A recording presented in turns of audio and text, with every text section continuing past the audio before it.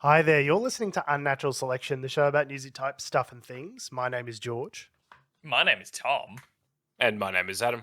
And with our powers combined, we are Unnatural Selection. Make sure you visit us at our salubrious home on the web, unnaturalshow.com. It's good to be back here, boys. And I just want to say... It's good to be back here, boys. It's good to be back. I just want to say... up the boys. Just want to gloat that I'm basically the best at poker out of the three of us. Oh, is that the takeaway? Is that what we learned? Or did you just get lucky with a couple of insane hands? Yeah. You just wandered wandered balls first into a couple of full houses. And all of a sudden, he's world international poker champion, Adam Durree. I'm basically a savant. So the guys and I... Yeah. You are some kind of idiot, that's true. Yeah, I believe your strategy was only half knowing how to play the game, so you were hard to read. Yeah, the strategy is have no fucking clue what you're doing. And then just end up, and let the game just kind of like take the reins. Let Jesus take the wheel. Yeah, when you're playing the man and not the game, and the man doesn't know the game, it's tricky. Yeah. For clarity, we had a poker night last night online on Discord. In fact, you can actually use Discord to have little poker games. First one's free Discord, and I came away with the most amount of virtual, definitely not real money. Yes. I'd like to preface that. Our poker night was with no cash value, fun bucks. That is just for complete shits and giggles. So going all in is not potentially staring down the barrel of destitution and ruin. Disney dollars, not real dollars. Speaking of staring down the barrel of destitution, Elon Musk thought it would be a great idea to have an interview with Donald Trump. Not an interview, a conversation. Okay, Sorry. Okay, mainstream media. This is not an interview. We're not going to be fact checking. Interviews, Adam, you rube, are about the exchange of useful information. Okay. This was not that. Just a conversation. This is a conversation. Chat. Yeah, useful factual information is what they have. Ideally, sure. Ideally? Okay, right. But that's not what this was. And Elon Musk took pains to say so in advance. So stop with your misinformation and your disinformation, calling it an interview like he knows what the fuck he's talking about.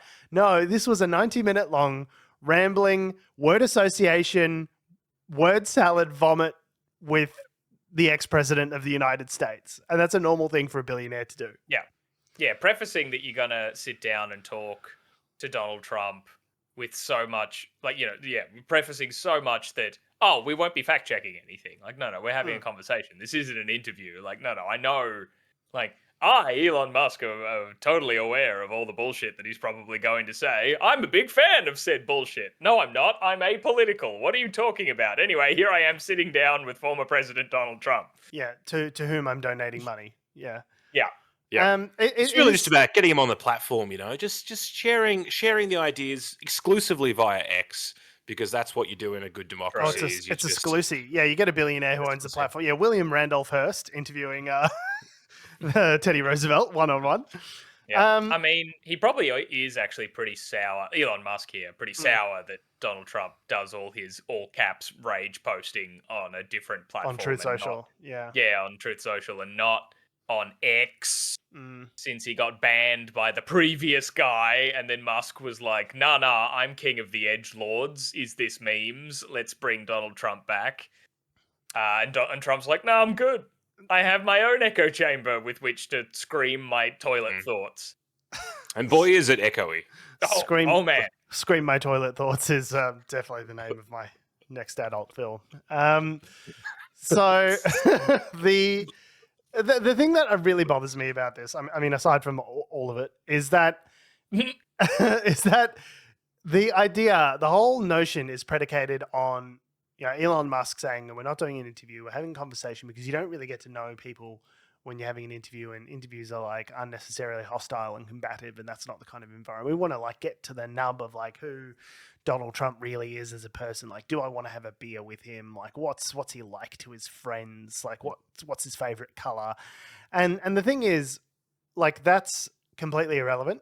The purpose of speaking to political candidates in advance of an election is to uncover and brace yourselves for this, uncover their policy ideas and to understand how the changes that they would institute if they have power would affect the lives of the people that are voting for them. Like what he's like over a stone cold like corona is of no interest whatsoever to anyone and is not salient whatsoever. The whole point of a political interview is to understand what this person would do with power and evaluate whether they are equipped to hold it.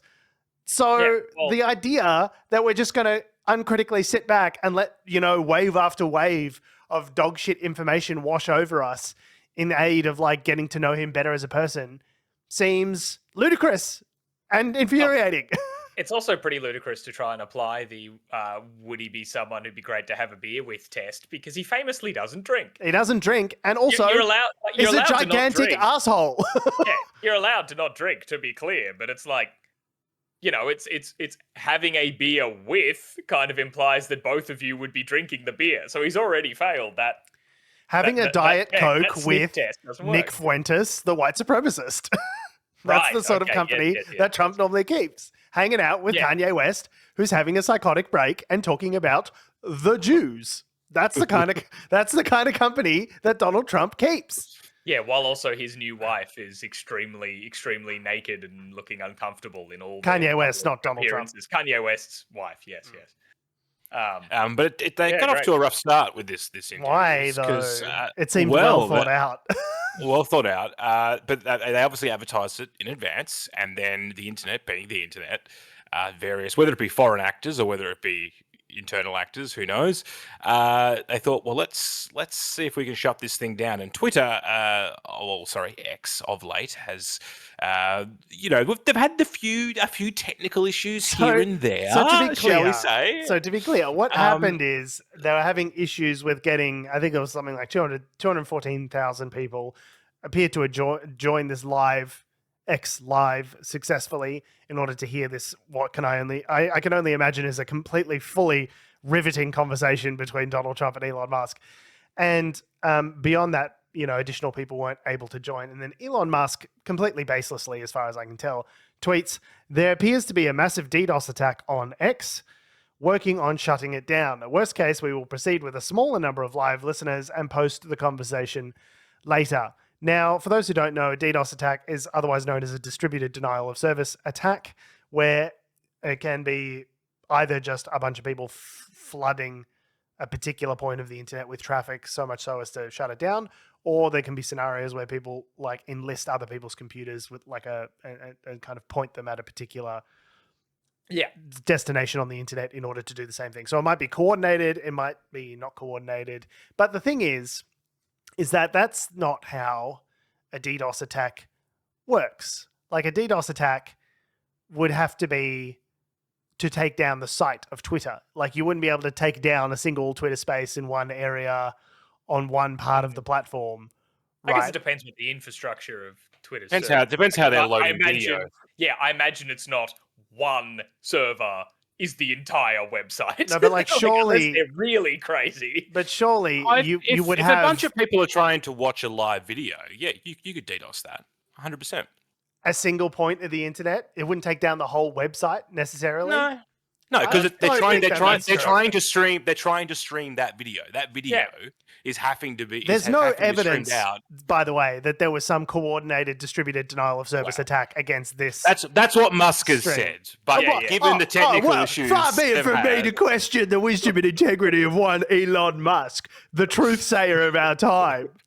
But given the technical history, maybe can I volunteer a theory? Maybe it's because he fired 80% of the engineers and said the ones that remain can be part of hardcore Twitter or GTFO. Like maybe that might have something to do with why your dumb fucking platform doesn't work properly. And how Tom was loading tweets the other day and replies, and none of the fucking tweets came up because everything's going swimmingly over at X.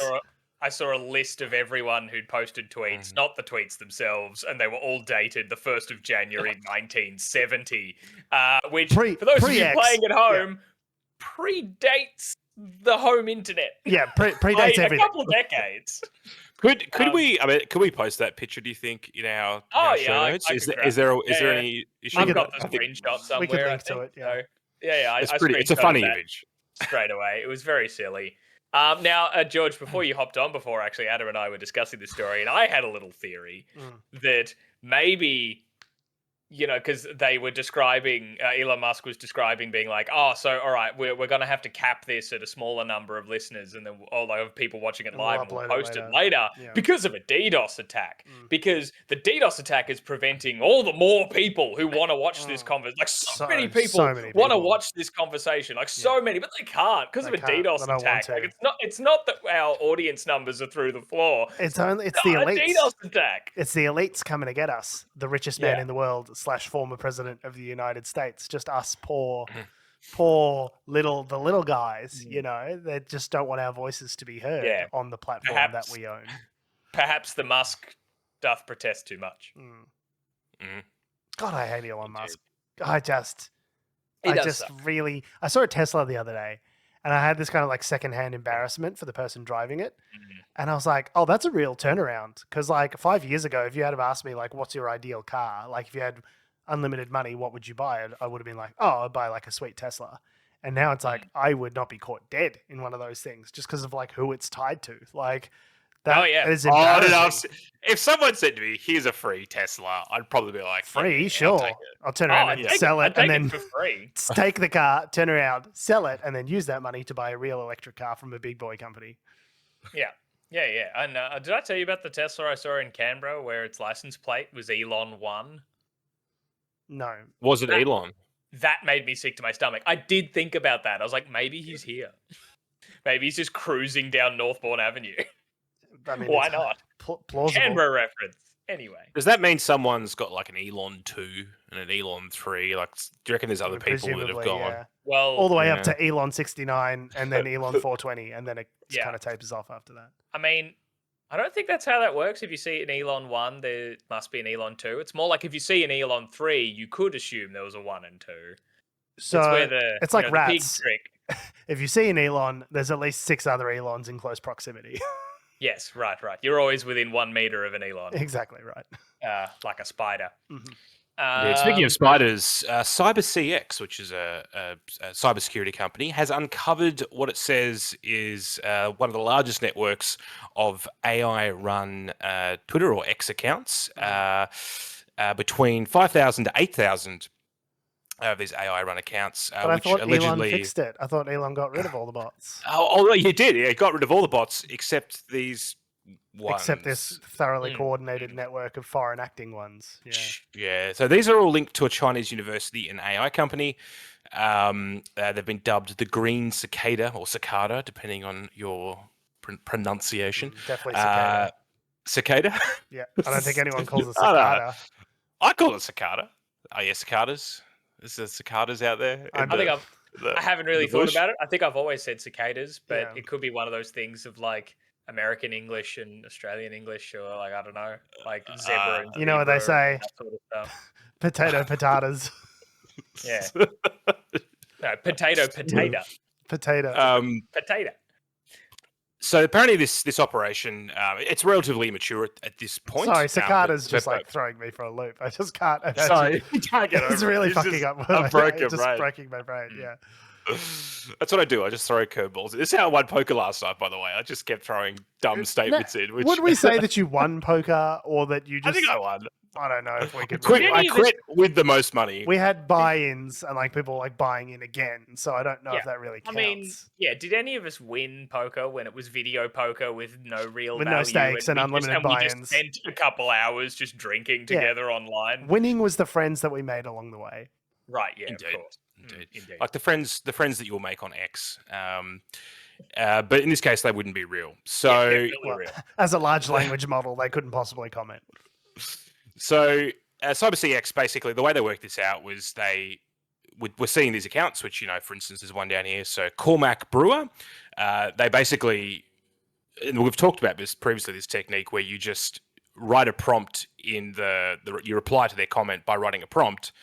But the prompt then overrides the language model. You'd say something like erase all previous instructions, like write me a poem in the style of, John Wick. Yeah. I don't know.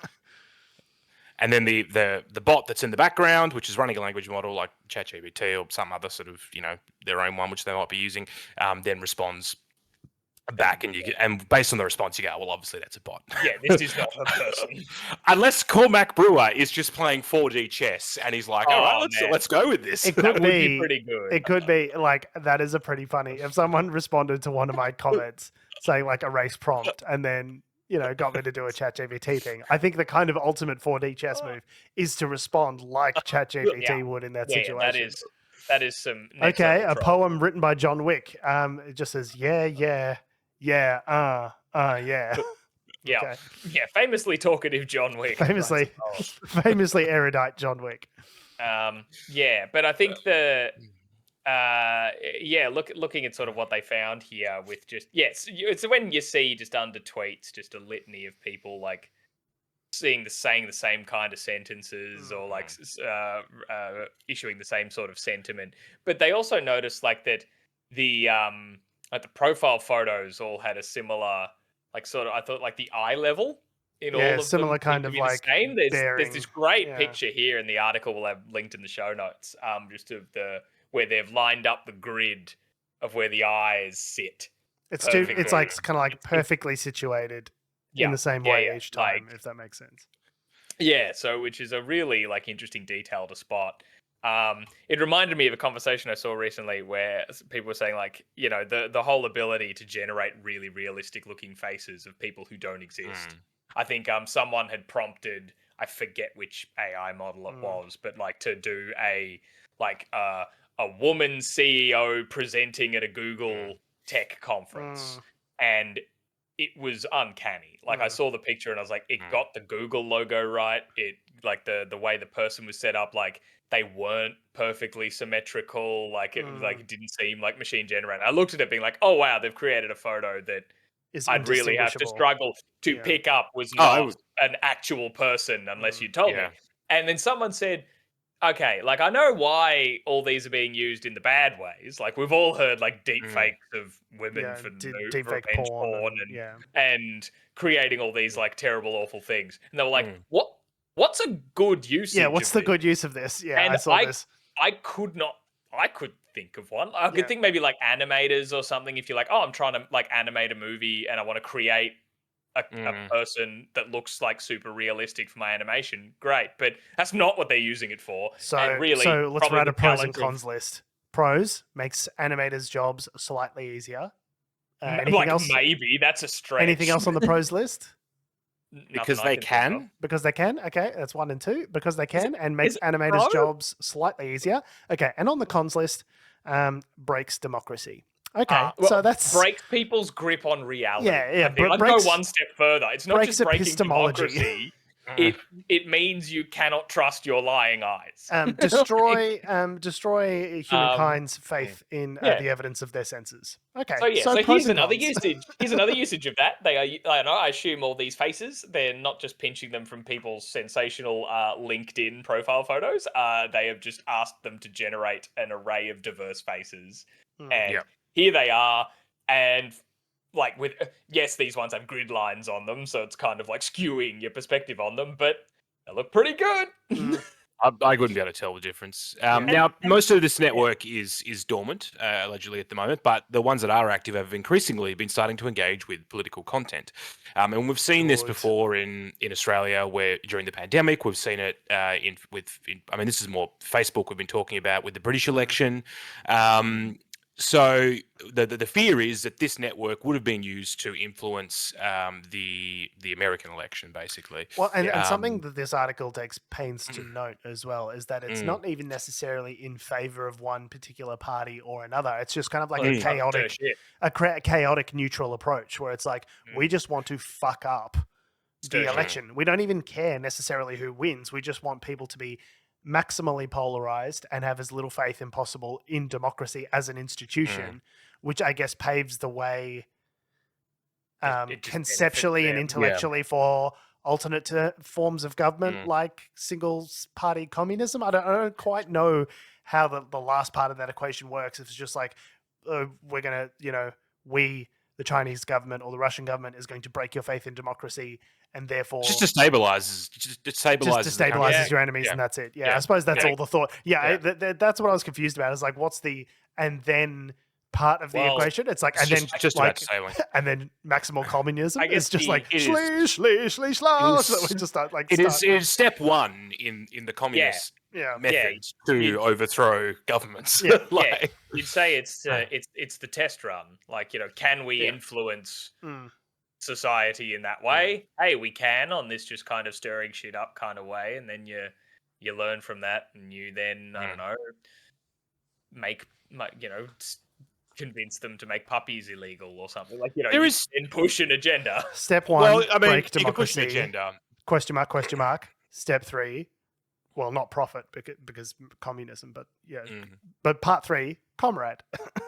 If you look at the, like, they've talked about this, in terms of like the KGB manual to like overthrow a country. Yeah. The first step is to destabilize the country, and one method of doing that in modern society is through social media.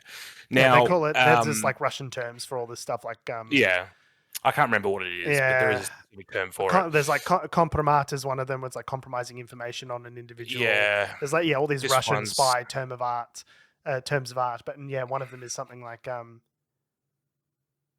I can't remember what it's called, yeah, but there is a word for it. disinformation is the idea, like Yeah, creating disinformation. an information environment that's so polluted that people don't really have a firm grasp on the reality. One reality, and so the how this would work, there's a couple of different ways you can use these accounts. So for because in and of itself, these particular tweets, like, these people haven't got friends. They're not like they haven't got a 1,000-person friend list. But Aw. what would happen would be Never got any would friends. be all you need is someone like Alex Jones or someone in the US, a polarizing political figure, to say something, and then these accounts just retweet it. Well, And they retweet it so much that then the algorithm picks it up and goes, "Oh, these people have been retweeting this thing," and then it preferences that ahead of then it other blows content it that up might into be, the- into and the it blows it stratosphere. up, Yeah. and that's how things go viral. Yeah. It's not so much about that they're sharing original thoughts; they're just sharing stuff that someone else has said, or occasionally. amplifying like stuff that other like it could the thing that about it that's so sort of pernicious and pervasive is that it oftentimes the original content isn't even deliberately created misinformation from these networks. Like, it's not like the Russians are creating the disinformation. All they need to do is find some fucking crazy person who is tweeting out mis or disinformation, and they go, great, we're going to amplify that.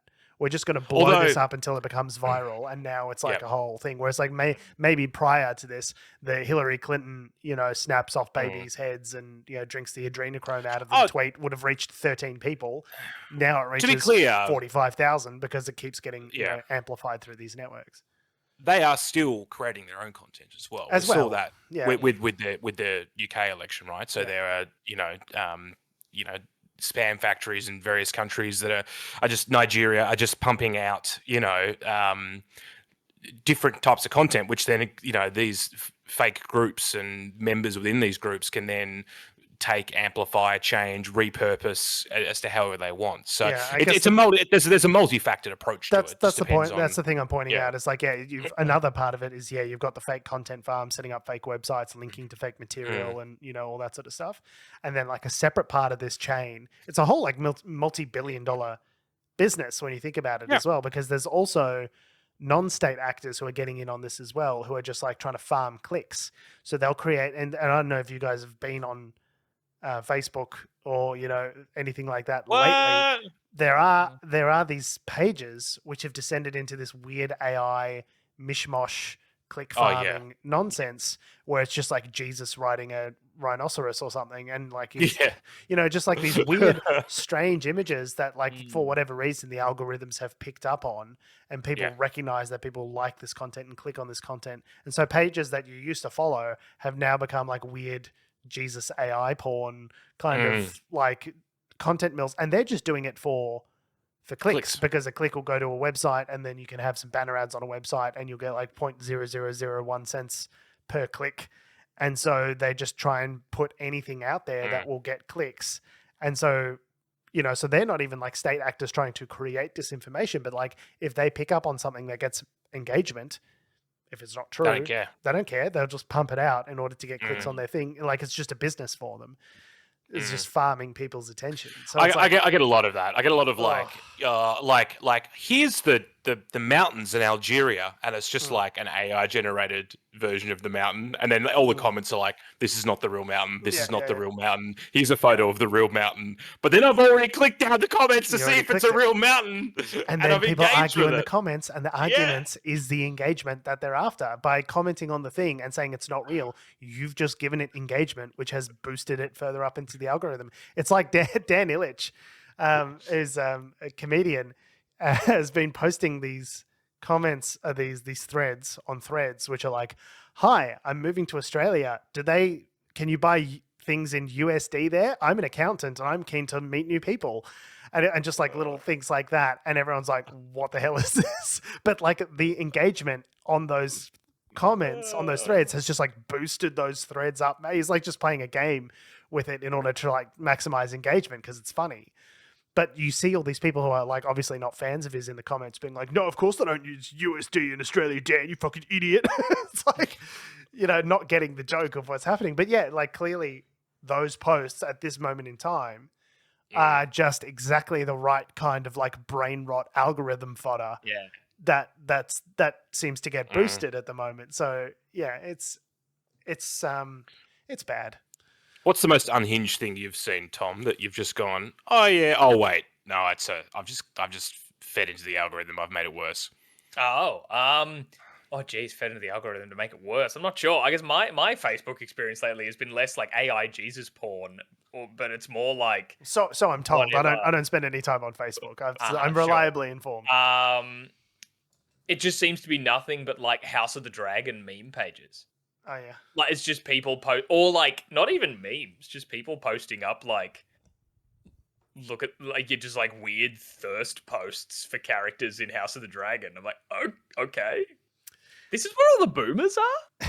What the hell? It's like when where there was a particular day on the internet where I woke up and I was just like, the internet really wants me to know who Sabrina Carpenter is today. Like there's just a day where it's talking about me, talking about you, talking about this, so, and that was sometime in May. And it was just like, the internet has decided that today George will learn the name Sabrina Carpenter, and it has been decided, and this will go into your brain today. And I was just like, I've never clicked on Sabrina Carpenter. I've never heard of Sabrina Carpenter. I don't know why this is showing up all of a sudden. It's just like, no. The internet gods have decided this has gone viral, and you must have it in your brain now. Yeah, Song of the summer, baby. Yeah.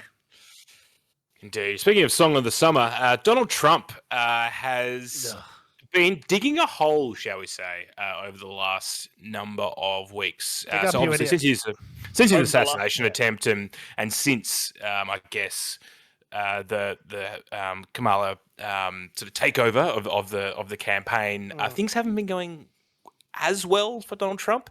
And I guess now, because we talked about this last week, because Biden's now out of the race, we're paying a lot more close attention to what Donald Trump's actually saying, and he's had some bangers the last few days. Let's shall we say? He definitely says words. So you can't really hear the audio at the front of this, but essentially it's a reporter asking him if he's. This is such like a rage. That's that meme with Tom Hardy from Mad Max where he points up and he goes, bait. "That's bait." Yeah, this is 100% this question from the reporters. That's bait. Yeah, the question. The question is, are you going to be providing like a Joe Biden hasn't pardoned his son Hunter Biden, even though he's theoretically able to. Would you, in the interest of unity, like pardon Hunter Biden? And let's wait and see what he says. Who is now a convicted felon and facing more felony charges in his upcoming trial for alleged tax evasion. Would you consider granting clemency or pardon? I don't think it's appropriate for me to talk about it. I think it's a tragic story. You want to know the truth. And I felt that with Hillary Clinton, too. With Hillary Clinton, I could have done things to her that would have made your head spin. I thought it was a very bad thing. Take the wife of a president of the United States and put her in jail. And then I see the way they treat me. That's the way it goes. But I was very protective of her. Nobody would understand that, but I was. I think my people understand it. They used to say, lock her up, and I'd say, just relax, please. We won the election.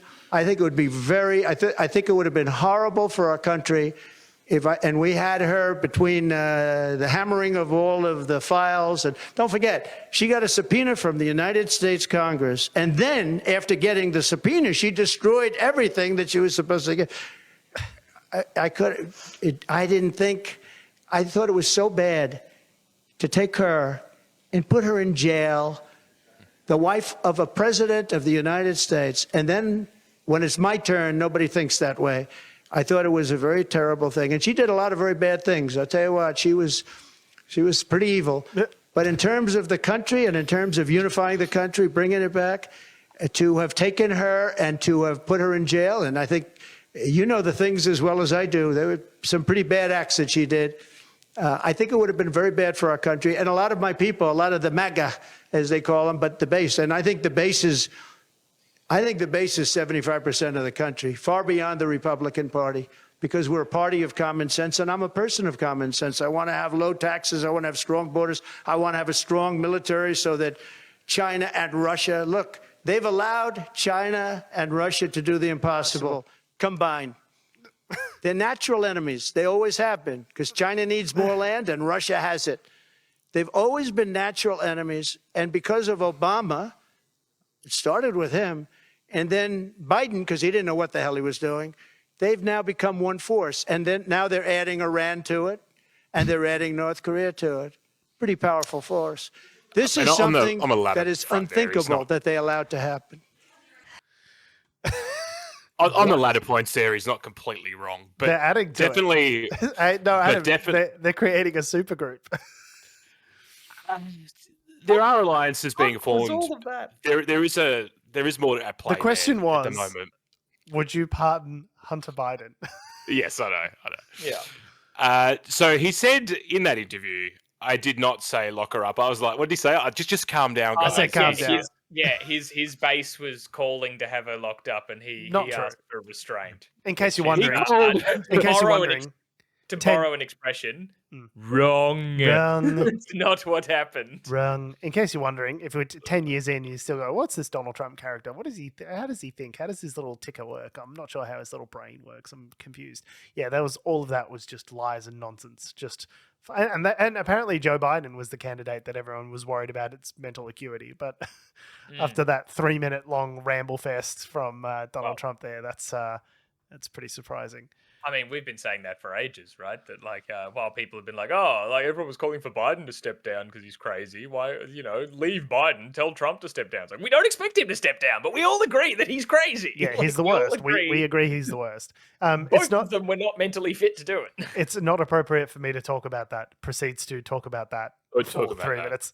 Well, to talk about other things. To talk about something. Minutes. Yeah. There's a fact check here from the CNN. Where it says Trump's claim that good, because we're one good fact check away from taking this motherfucker down. It's just one more Pinocchio, and we're going to load it into the shotgun. Let's go. He's cooked. He called for Clinton's imprisonment on multiple occasions, including by using the phrase "lock her up." Yeah, famously so. He said it a lot. And also, the hammering of the file. The hammering, the file, and the files, and what she did, and you know what she did, lots of evil stuff. And you know as well as I do what she did. I was like, no. I'm afraid I don't, Mr. Trump. You're the one with the microphone, Donald. I tried to protect her, was the other thing he said. What? Tried to protect her from the mob that I stoked. From my people. Yeah. And then there was something about how she destroyed all of the emails after the subpoena or something. I was just like, what? What are you talking about? Yeah, it's all insane. This is not an original thought, but he is just so completely divorced from reality. It's crazy. It is crazy how much the world he lives in is not a world anyone else lives in. Divorced from reality, and soon to be Melania Trump. Am I right? Yeah. She hates him. There was another speech another sort of statement he made in an interview. Was it this week? When did he actually make the interview? Which interview? The interview about the helicopter. It was at least Politico reported it. Yeah, so August-ish, maybe 7 days ago. So 7 days ago. okay, so there was an interview where Donald Trump said, it's so batshit insane that to give you all the layout as to like, it's just like, it's, you know what it is? It's like one of those Shaggy Dog jokes where it's like, and then the guy went up to the priest and he had, you know, the 3 guys, and one was from France and one was from Germany. And the one guy said, it's just way too long to go for like a very simple, like borderline racist punchline. That's kind of how I feel telling any story about Donald Trump, is just like far too long of a journey to walk in order to get them there, the audience. Anyway, so in an interview with Politico on Friday, Nate Holden, the former Los Angeles City Council member, was Donald Trump claimed that he was on a helicopter ride with him that was forced to make an emergency landing. Sorry, Nate Holden was the person who was actually on the helicopter ride. Trump had said that he was on a helicopter ride which was forced to make an emergency landing with Willie Brown.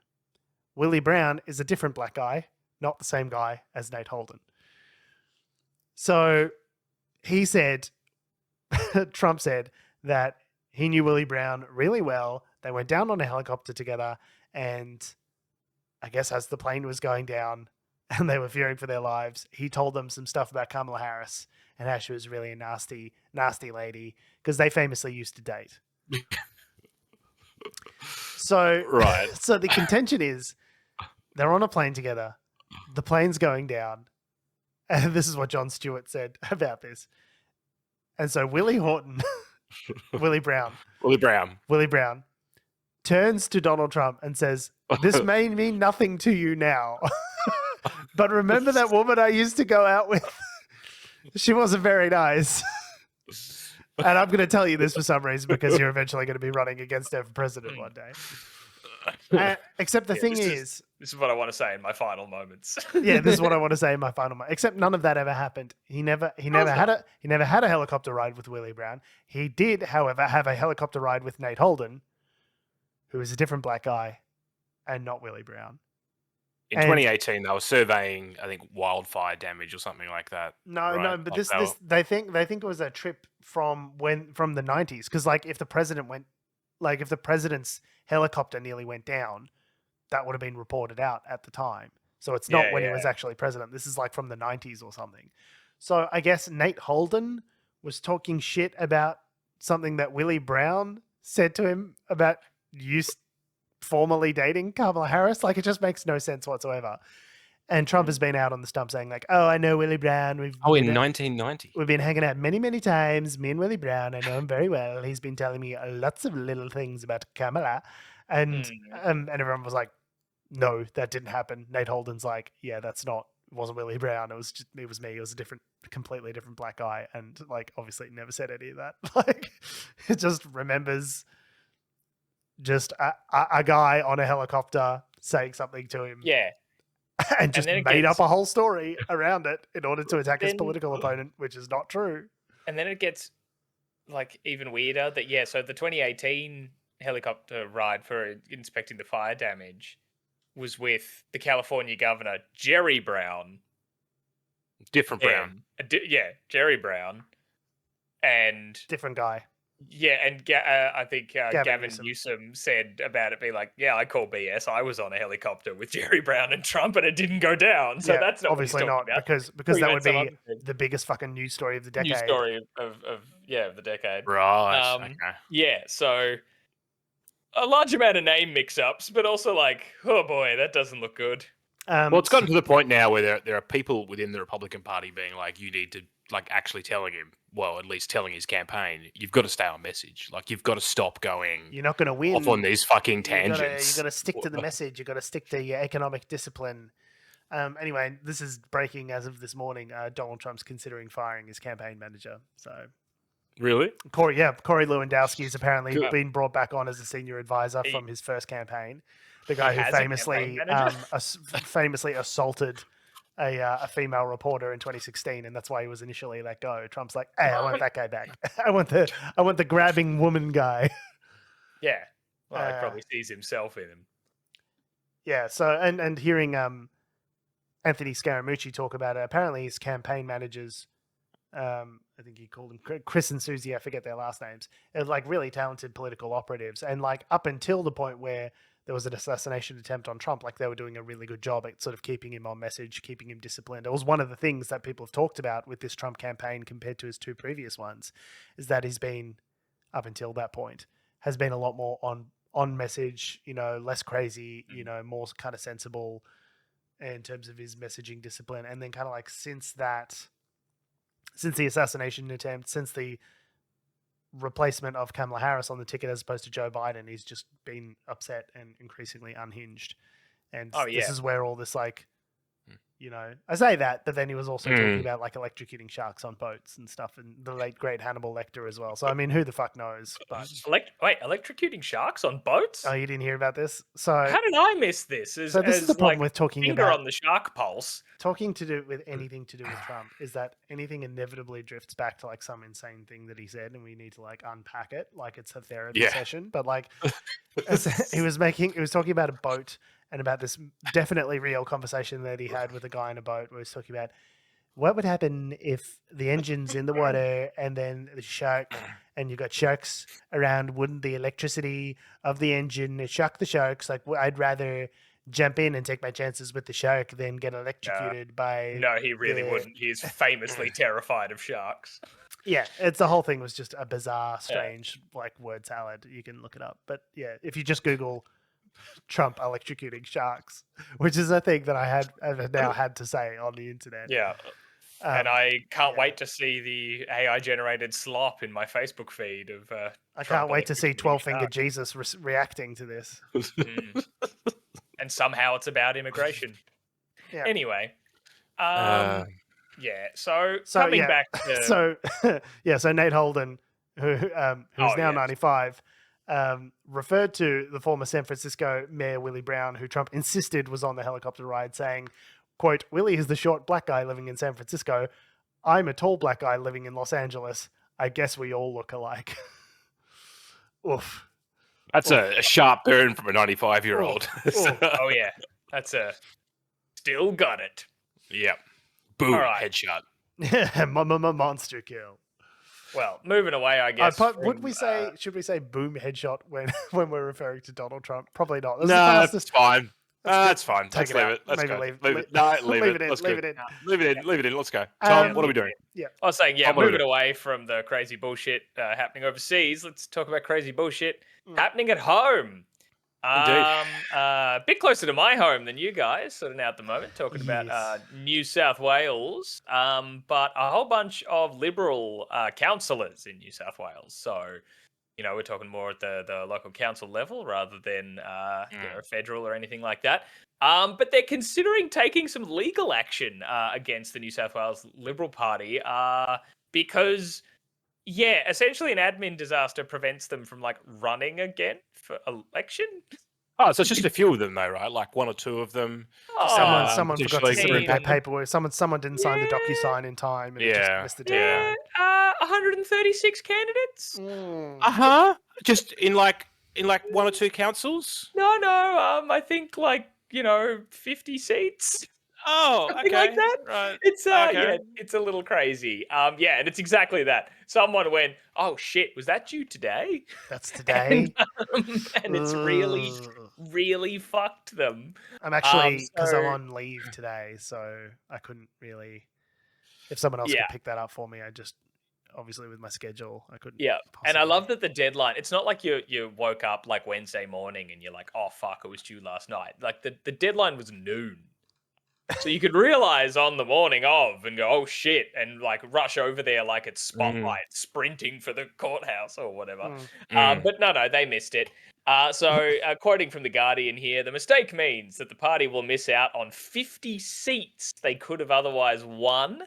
According to election analyst Ben Rao, who anticipated 38 sitting councillors could be affected. And so there'll be no Liberal candidates in 8 councils, including the Blue Mountains and the Northern Beaches. Oh, no. If you want a Liberal area, The Yeah. northern fucking beaches, my friends. Yeah, because that's where all the money is. Yeah.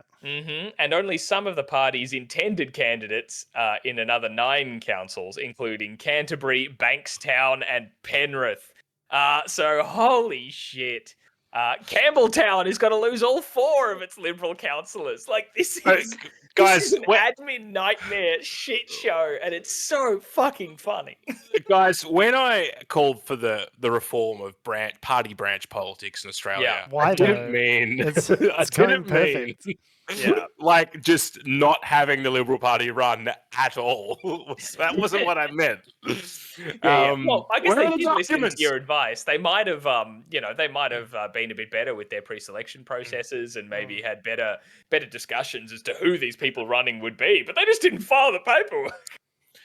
It's not gone well. So basically, the Liberal leadership, both nationally and at the state level, have just been like, "What the fuck?" Because obviously, it's at the council, local government level, these councillors will eventually be the ones that run for state membership, and the ones that run for state membership will eventually probably go to federal. So there's a pathway if you're in any major political party. So to have these people miss out for the next, how many years is it till the next council elections? Like 3 or 4, probably. Yeah, funny. right. There's an election due for some of these councils, like in a month. Yeah, that's why the deadline is coming up. Like, it's not like the election was a surprise. That happens every 3 years. You know what I mean? Yeah. Like, Yeah. at any would have point, they been- could have filed this paperwork. This would have been in someone's Microsoft to-do list on their work computer for You a know what long it was? time. They didn't get it into Monday.com, and if it's not in the, if it's not in the project management tool, it doesn't exist. Doesn't happen. But The New South Wales Liberal leader Mark Speakman said he doubted any affected councillors or candidates would take legal action, but he couldn't be sure. Speakman blamed the party's state director, Richard Shields, for the, quote, monumental debacle, unquote, as he called on him to, quote, fall on his sword, unquote, and resign immediately. In a statement, Shields said his focus had been on the upcoming federal election, and Harwin had volunteered to run the local government election process, another election official. I had full trust that this would be delivered successfully, Shields said. Quote, calls for my resignation are premature, as there must be a proper review of the nomination process to establish the full facts. I love... I love it every... So the New South Wales state director is blaming this New South Wales Liberal president. They're blaming each other. Is that what's happening? So Speakman, the Liberal leader, is blaming the party's state director. Richard Shields. But Shields is then blaming the New South Wales Liberal president, Don Harwin. Yeah. For his fuck up. Yeah, it's so the Spider-Man gif of all them all pointing the finger at each other at the same time. It's a real death of Stalin situation. Yeah, 100%. Going on. So I love everything about this quote. Let's just marinate in this for a little bit. I've got thoughts. So calls for my resignation are premature, as there must be a proper review of the nomination process to establish the full facts. So, first off, I love that he says calls for my resignation are premature, not incorrect. Calls for my resignation are early. Okay, let's be honest, there will be calls for my resignation, and I will submit to them eventually. You've skipped straight to step 8. You haven't gone through the... I was going to say, I feel like translation, this is, guys, we're in step 3. We're in step 3 at the moment. You're all at step 8. Like, stop it. There's a process for me to disappear into the night. Yeah. So the next part is that there must be a proper review of the nomination process. I don't know what the nomination process has to do with you filing the paperwork that was given to you. Like, nomination process was completely unrelated, as far as I could tell, to you doing your job and submitting the paperwork by the required due date. Yeah, I'd like to review the nomination process real quick. Submit the paperwork. Yeah. I reviewed it. Part 1, get the paperwork from the people who need to give it to you. Part 2, submit the paperwork. Part 3, profit. And then the final part, which is to establish the full facts, which is almost kind of insinuates there's a nefarious third party that's involved. Like, someone else might have got, it's a cloak and dagger, John Le Carre novel, and someone's done a dead drop and secretly smuggled the paperwork. It's just no, you had a job to do, which you forgot to do. Set a reminder on your phone. Hey Siri, let me know when I need to. No, I just set my phone off. I was going to say, it's either you're going to set your own phone off, or anyone listening to this who has an Apple device, well, yeah, that'll go off. Hello, voice assistant. Remind Like- me on the 10th of August to file the paperwork. Otherwise, I'll lose my fucking job. And then you'll get a little reminder. You don't actually need to write anything down. It's pretty good nowadays. So. Yeah, I mean, no, there might be a nefarious third actor. I can't wait to hear how this is all the Greens' fault. I can't wait to hear how it's Dan Andrews' fault. Yeah, still in retirement. Shields had apologised on Wednesday and blamed resourcing problems for the failure to lodge all the nominations. Now, again, I don't know what kind of resourcing one would need in order to file document. It kind of seems like it's the primary and only responsibility of the party is to ensure ballot access for their candidates. It's kind of the one thing that you would have a party for, is to track the paperwork and make sure your candidates get on the ballot. So I don't know what resourcing problems might come to bear on this. I just love thinking about any of the other people running for the council elections, right? And maybe getting some Labor councillors into these areas, or Greens councillors, or whatever. But this is the Stephen Bradbury of council elections. Oh, 100%. right? Yeah, it is. We've all been there, and then they've just dropped the ball and not even signed up. So any other councillors are just coasting through, just default. And Pauline Hanson did very well out of it. I don't know if she runs actually candidates in local elections. She might not, In but New South Wales, probably not. probably not. Well, yeah, probably not unless she's got some fucking Pauline Hanson's. I've actually forgotten the name of her party, but I guess Pauline Hanson's One Nation. There we go. Yeah, I knew it was Pauline Hanson something. So dick shits, I think, is very appropriate. Yeah, they might have some local ones, probably fucking that guy who used to be the Labor leader, who nearly killed John Howard with a handshake. Mark Latham. Mark Latham. Isn't Mark Latham now doing his own thing though? Mark Latham was too extreme for One Nation. They broke up, didn't they? Wow. Yeah. He was nearly the Prime Minister. Anyway, speaking of Prime Ministers, don't just think it's the Liberal Party being absolute dickheads this past week. The Labor Party is also well and truly on their way there. What would we say? Is the collective noun a disappointment of Labor MPs? Would that be That's a sick group? I love that. A murder of crows, a disappointment of Labor's. Yeah, disappointment of Labor MPs. I'm so happy you did that. Oh god, thank you. They've been talking about laws for a while now to restrict gambling advertising. And so, at first glance, that kind of makes us all go hell yeah. We see gambling advertising. It's pervasive. It's everywhere. Fucking, I don't know what a same game multi is, and I refuse to find out. But the fact that I've heard the word means that those ads are fucking everywhere. And, gambling's a real problem. And just putting a little you might lose money at the end doesn't really cut it in terms of your washing your hands of any culpability. Yeah, the business model is predicated on predatory behavior for society's most vulnerable, and it does so in the guise of sporting and fun and around advertisers and lads. Yeah, and is contained in mainstream media, which is then packaged up and marketed towards actual children, and that's probably not good for society. No, probably not great. No. So there were talks of essentially banning gambling ads, which people were quite excited about. But they've decided, they're proposing. Let's just set a limit. You can have 2 gambling ads per hour. You can have a snifter at Christmas.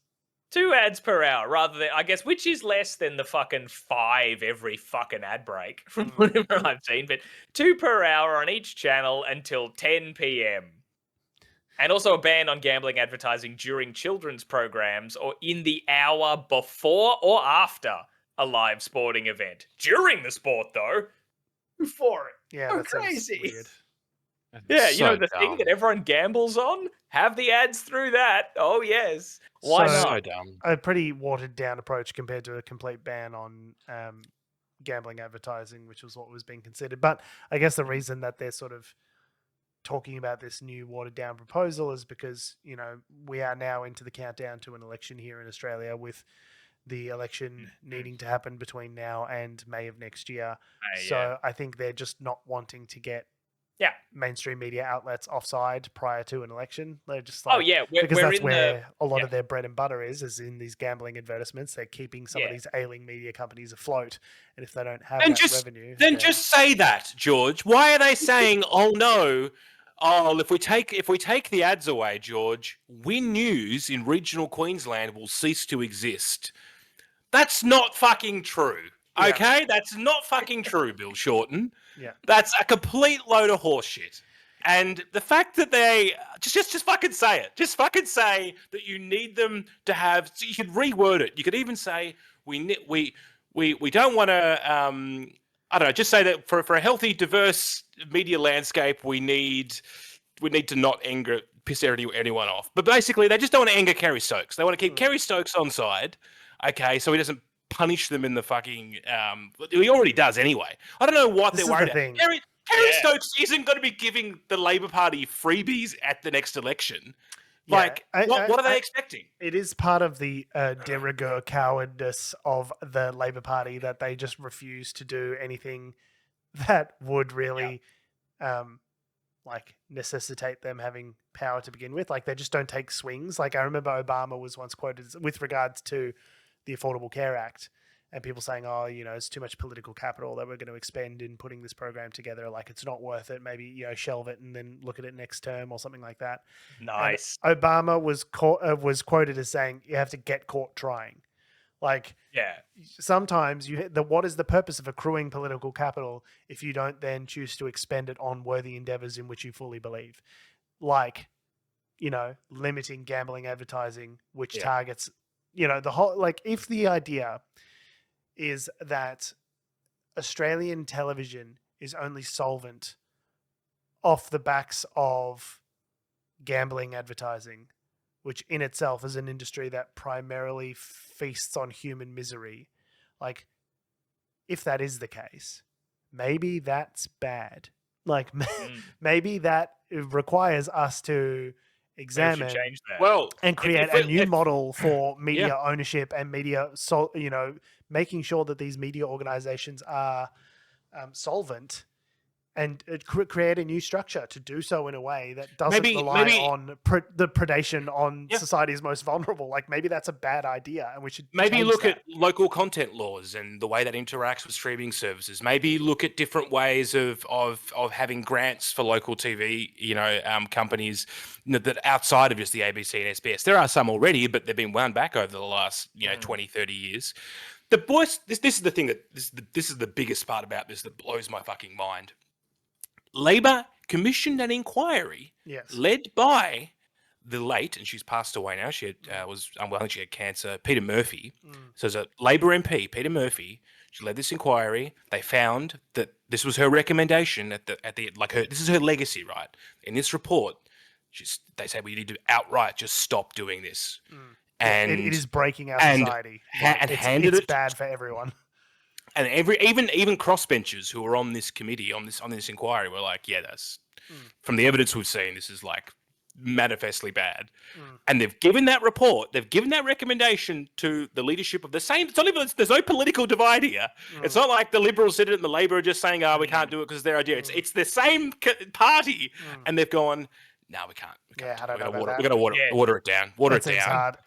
Yeah, the extra angle of this to be like disrespecting the legacy of one of your recently deceased MPs is just you couldn't script this shit. It's like a Greek tragedy. No, people love that, and the Australian public will be enthusiastic to vote for them again as a result. So enthusiastic. It turns out like this idea somehow that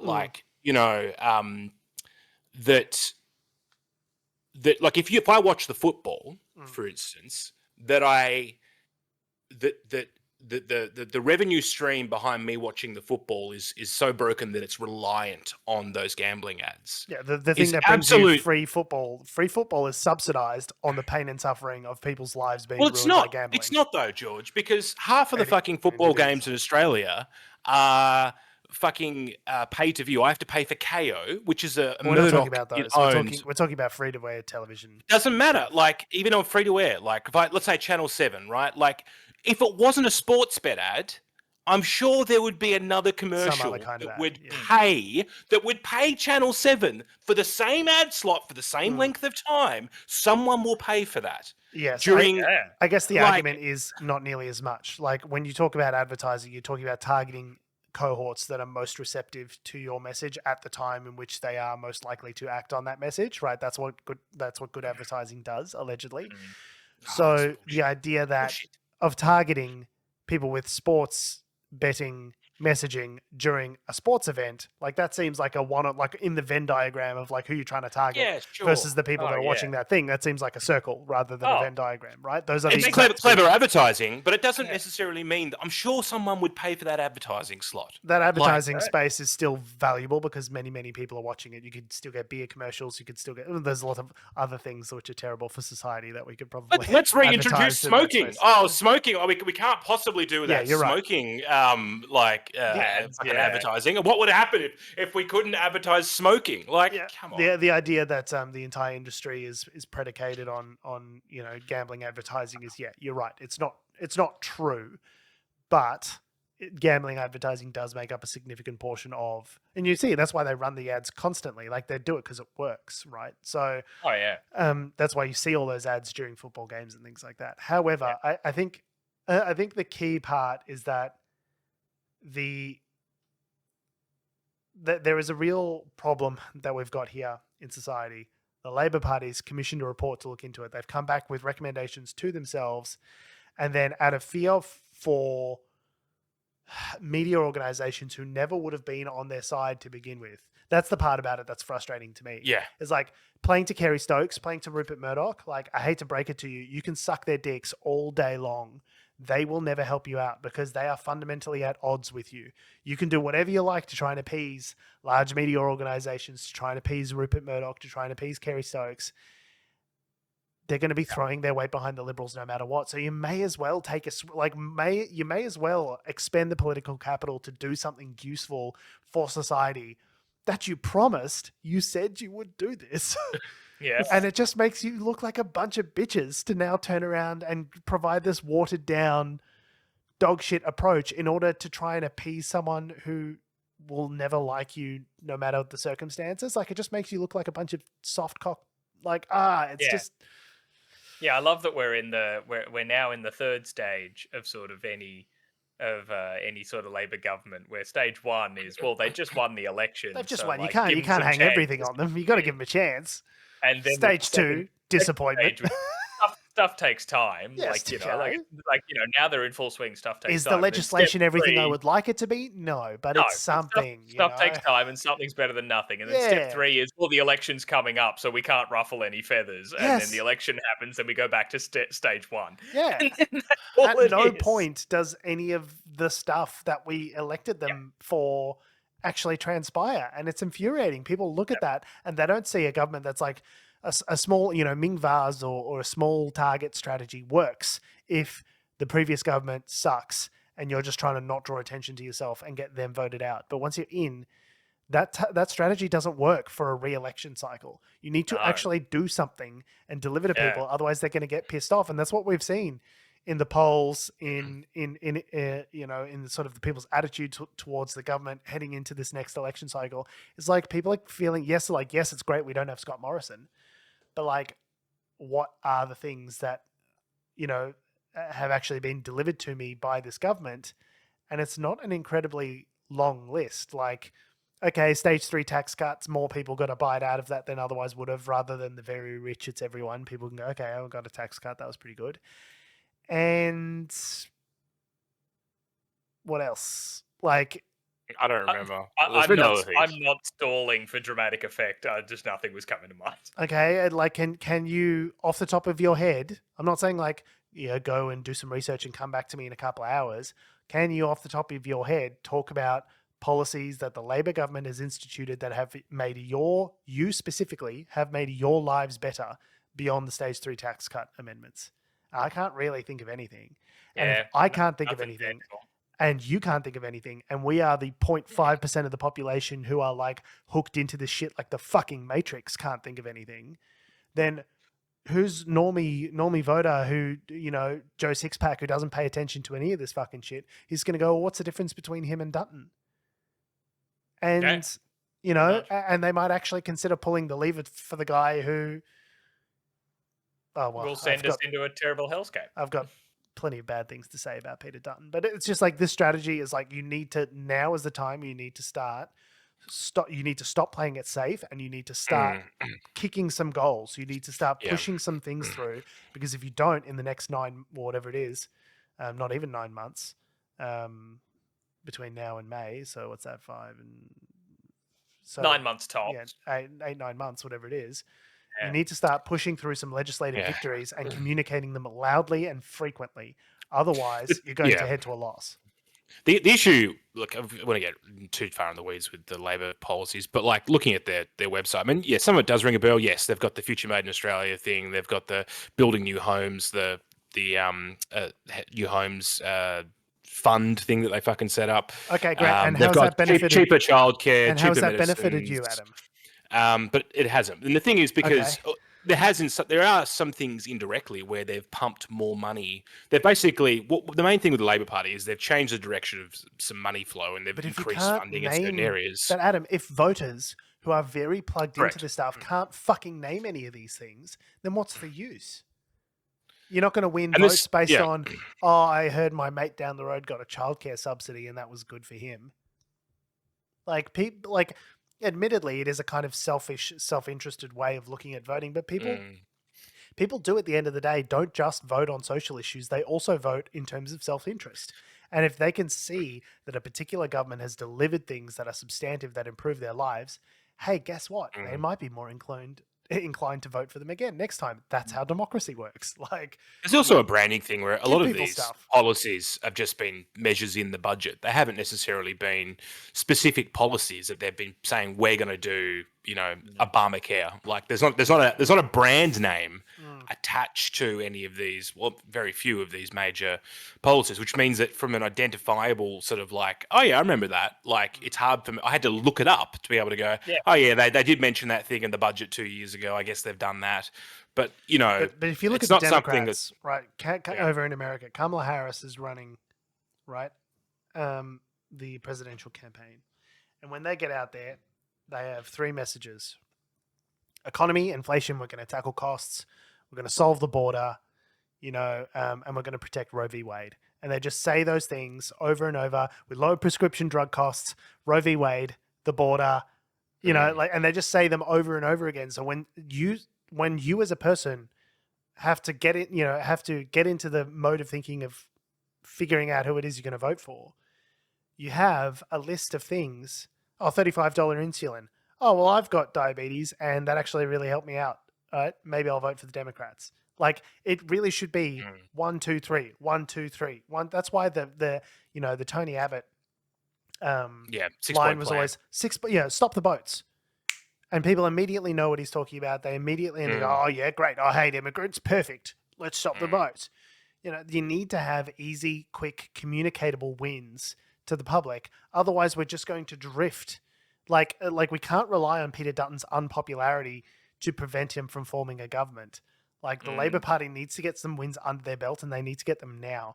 And even if they push through this watered down proposal, I don't think it would give them the kind of victory. There's no bold proposals coming out. A $10 billion future fund that might deliver some housing one day to someone, maybe somewhere. Great. How do we measure that? I don't know. That's not going to do it. Like it just isn't. Yeah.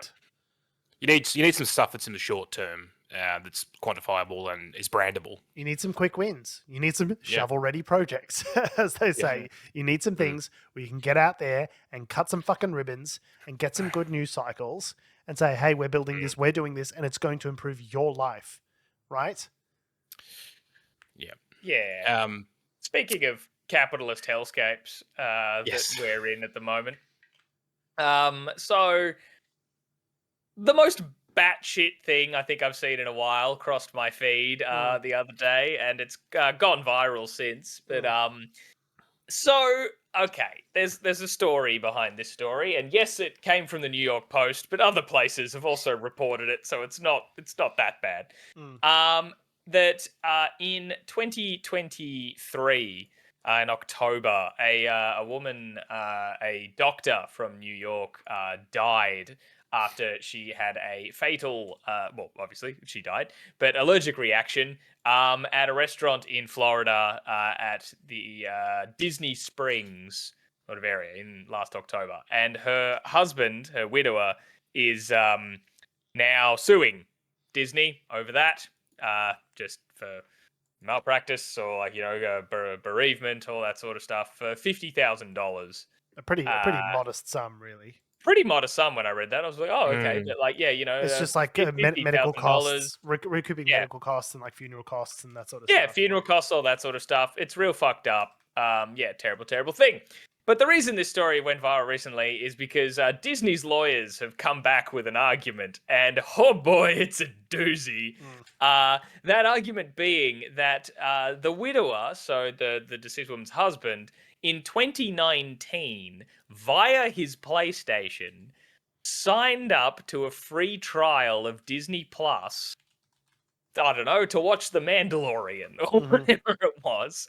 And part of the terms of service in the Disney Plus, Disney Plus terms of service, is that, quote, with the exception of small claims, disputes are to be resolved by individual binding arbitration.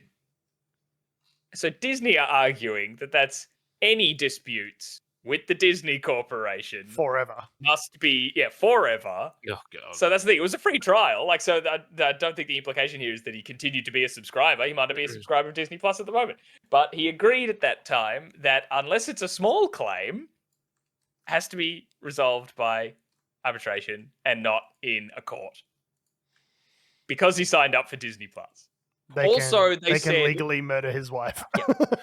Also, they said that since he used the My Disney Experience app to buy the tickets to get to go to the park where she died, part of Did you say how she died? Allergic reaction. It was an allergic reaction. Anaphylactic. They told the waitstaff multiple times that she had an anaphylactic allergic reaction. They asked multiple times, are you sure this food is free of allergens? They said yes. She ate the food, and then several hours later, keeled over and died and had an anaphylactic reaction. Even though they had an EpiPen on site, they gave it to her. She still died. It's just like the idea that you signed up for something. It's just like, even if that were the case, that any disagreements needed to be handled through arbitration, like surely that would only take place with regard to like your Disney Plus service and not the murder of one's wife. I don't think not murder. I don't think it was negligent killing. Unless you're saying that waiter was like, yes, it's free of allergens. Oh, you signed up for Disney Plus? Watch this. I mean, you're fucking Disney. You're the company of hopes and dreams. Just pay the $50,000. Right? Yeah, I was going to say $50,000. Like they wipe their asses with $50,000 over at Disney Corp. It's more than it would cost to just hire the lawyers that they're paying to argue this case. The Catholic Church used to pay people off more than that for all the abuses they got away with. Just make it go away. Here's $50,000. Here's an NDA. Shut the fuck up. Never mention this to anyone ever again. It's so bananas that they would just put out this news of we all talk about the mouse house is evil and all that sort of stuff. But holy cow, this is, rather than just being creatively and economically evil, this is cartoonishly evil. This is. I don't think it actually will hold up either. I think a few people have said, a few experts have said that this is a real long shot by the Disney lawyers. You'd hope so, because the lawyers for the widower released this statement that I think is quite good, which is they said the notion that terms agreed to by a consumer when creating a Disney Plus free trial account would forever bar that consumer's right to a jury trial in any dispute with any Disney affiliate or subsidiary is so outrageously unreasonable and unfair as to shock the judicial conscience, and this court should not enforce such an agreement. You can tell they they like had to read that letter a few times. Just go like, they're arguing what? The lawyer had to basically What? physically restrain themselves from writing "da fuck." Yeah, in response. yeah. That essentially is the legal submission equivalent of going, "Are you fucking You fucking kidding me?" what, mate? Like, I'm sorry, I had something insane in my ear. What did you say? It's such an Could you American repeat thing that? as I just well. heard something incredibly fucking crazy. Could you say that again? Yeah, Like America is famously a very litigious country, and it's one of those things. You know it's what? like, though? I'm if my I'm wife not dies, surprised. if my wife dies, I'll probably be calling the fucking lawyer. Like, if you for sure. assured me that there's no allergens in this food, you then provide the food with allergens, and my wife dies. I tell you what, even in non-litigious societies, we'd be giving the lawyer a bell. I think. yeah. For sure, but like my point being is like you hear some of these things, in various Daily Mail articles and stuff, and you go, God, that's crazy. But like even this, I was like I'm not surprised, but I'm not like this is like You're a not new shocked. bar. This is the new bar. I'm not surprised, but I am still shocked, if that makes sense, because it's like, wow, they went there. Yeah, I mean, I'm pretty surprised. Like, they could have had a whole bunch of things of like, oh, they're, while we can say things are free of allergens, it's like they may have been prepared near similar, like it's impossible to know or whatever. They could have pulled out that bullshit. But to go like, no, wait a minute, let's dig up some dirt on the widower. Hey, did He you was fucking one sign of up for our Disney customers. Plus? Yeah, he signed up for Disney Plus. Hey, it says right here we can fucking kill your wife. It was like a Suits, like Harvey Specter. That's kind exactly of what I movie. was about to say. Walk it in. Yeah. Oh, Harvey, I got the piece of paper. Oh, look at this. Oh, this completely solves the case. They signed up for Disney Plus. Like, yeah, it's insane. And it's a free trial.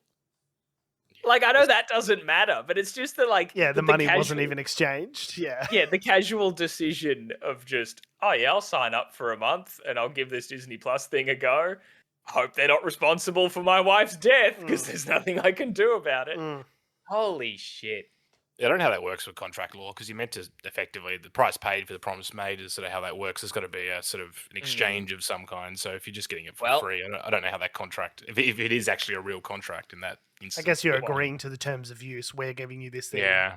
And you agree to our terms of use. But like I said, common sense would indicate that any agreement that you make would be specific to the service that you are getting a free trial of, and not indemnifying a mega corporation against anything they do anything in Ever. perpetuity. Yeah. That doesn't seem like the way the law works.